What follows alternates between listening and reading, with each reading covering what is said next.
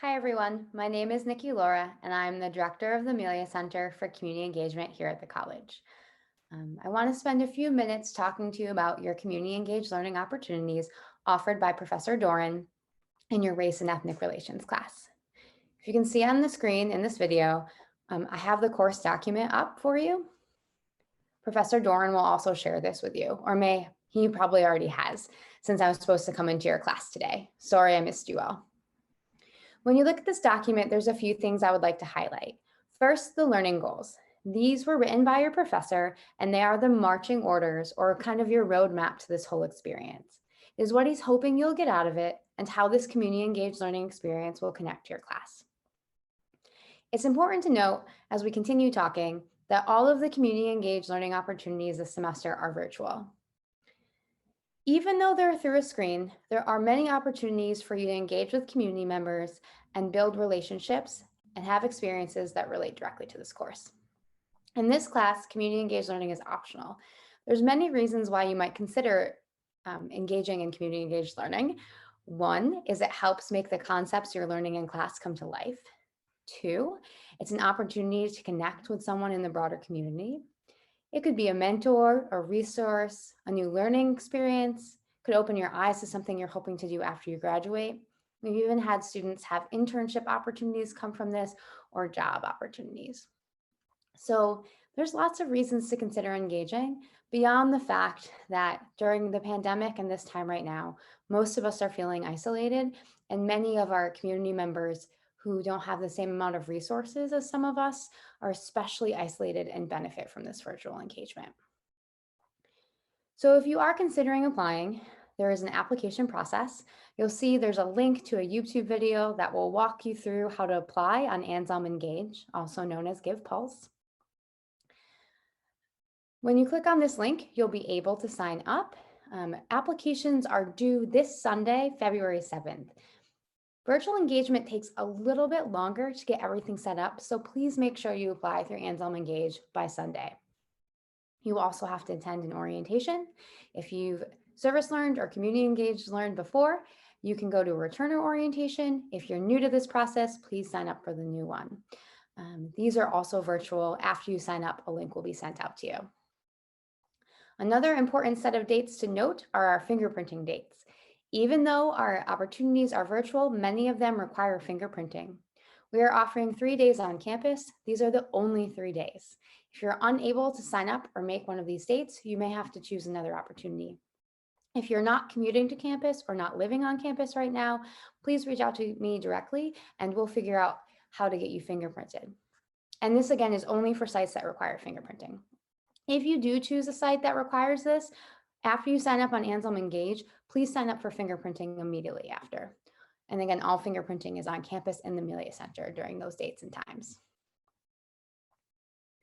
When you think about the requirements for community engaged learning, if you're enrolled in one class, it's 20 hours for the semester, roughly 2 hours a week. Those hours also include any training the site provides in order for you to start and be successful. If you're enrolled in 2 classes, then it's 30 hours for the semester if you choose the same site to engage at for both classes. And if you have questions about that, please talk to your professor or reach out to the Amelia Center. If you're enrolled in 3 classes, please reach out to me directly and we can talk about it. All right, the good stuff, the opportunities. The first one you have is Access Academy. This requires a background check and fingerprinting. Access Academy is an after-school program that the Amelia Center runs in conjunction with the Manchester School District. It's on Mondays and Tuesday afternoons. Usually students would come on campus, but now it's run through Google Classroom. It's from 4:30 to 5:30 p.m. You would help the student instructors with class preparation, help teach in class, and build relationships with the high school students. Holy Cross Learning Center. This site does not require any background check or fingerprinting because you're working with adults, mostly new Americans who are learning English. You'd be helping through a virtual classroom. Manchester School District.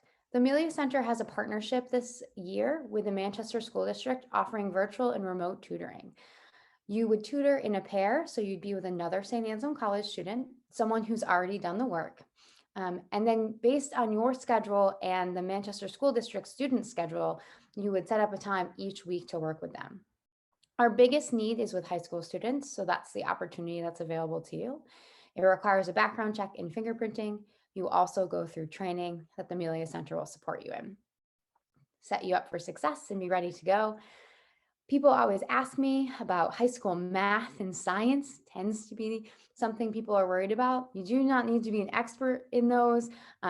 You're really there to support the student. Many of the students we work with are English language learners, so you're helping them and guiding them, and you'll be able to support them through the academics. If something does come up that's challenging or complex, we are here to help you. Manchester Community Action Coalition. This is also a virtual tutoring platform. It's not directly through the school district. It's through a grassroots organization of parents who came together to help their students with academic and social needs. It's particularly parents of color who really have noticed that their students aren't getting everything they need from the school district and are creating an empowering opportunity for their students to thrive. Organization for Refugee and Immigrant Success, ORIS. This is another tutoring and emotional social support program. It has set days and times, and it's run through Zoom. ORIS and the Amelia Center collaborate to make this happen. You would be in small groups, and in addition to homework and mentorship, there's also college visits and other activities that happen. Please take note of the dates and times before you sign up and make sure they work in your schedule. A background check is required for this and also for the Manchester Community Action Coalition. Victory Vision of Women. The name comes from the faith-based background that the organization is founded on. It's also an interesting community organization that is grassroots. It was started by ethnic leaders from the African communities and has since grown. They started it because they noticed that their students and their children had needs that the school district wasn't meeting on their own, including academic and social support.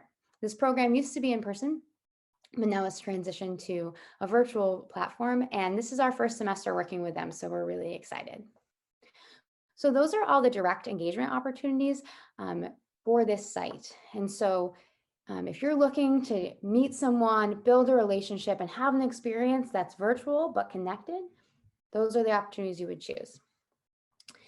If you're interested in research, or if you're worried about, 2 hours a week fitting into your schedule as far as like visiting a site virtually, research and supportive community might be the best option for you. This is a little bit more self-directed, but what happens, and based on your schedule, but what happens is you are partnered with a community partner agency who has a research question. Many of our directors and program coordinators that we work with wish that they had time to research best practices or do a literature review. And so what students do is they do that for them and then present the information at the end of the semester. So if you are interested, instead of applying through Anselm Engage, you would email Catherine Carey. Her email's right there. One of us then from the Amelia Center would set up an individual meeting with you to talk about your research interests and how they relate to this class. I have several questions given to me from the community already, and I'd be happy to reach out for you to a community partner if we don't have one for you that meets your research needs. So we really try to meet the needs of the community, but also make sure it's something you're interested in. Once that's set, we introduce you to the community partner. You guys work together to figure out a plan for the semester. You meet, learn about the agency, more about the research question, and then you're off running on your own doing research with support from the Amelia Center. Your final product is often a presentation. Sometimes they want a paper, and you would negotiate that at the start of the semester with your community partner. Also, your faculty member may require other components from you throughout the semester. I think it's important to just think about this opportunity in a different way. So when you think about writing a research paper for a class, while it's a great academic exercise for you and you learn and you grow and you get feedback from your faculty member, after that paper is graded and returned back to you, I want you to think about, where does it go? On your fridge, in the recycling bin. And so this gives you an opportunity to still do the research paper, but to have your research have an impact. So you have the same experience of learning and conducting research, but then it lives on. It has a positive impact and meets a need of a community member. So something to put out there for you. I'm going to pop by your class on Thursday in case you have any questions, but please, think about these. If you have any questions and don't want to wait till Thursday, you can stop by the Melia Center, email me, or if you notice on each of these opportunities, there's a student coordinator listed, you could email them directly. I hope you consider doing this opportunity, especially for a course like this. Um, I think it really will relate directly and help what you're learning come to life across the virtual screen. So thank you for considering this, and I can't wait to hear about your experience.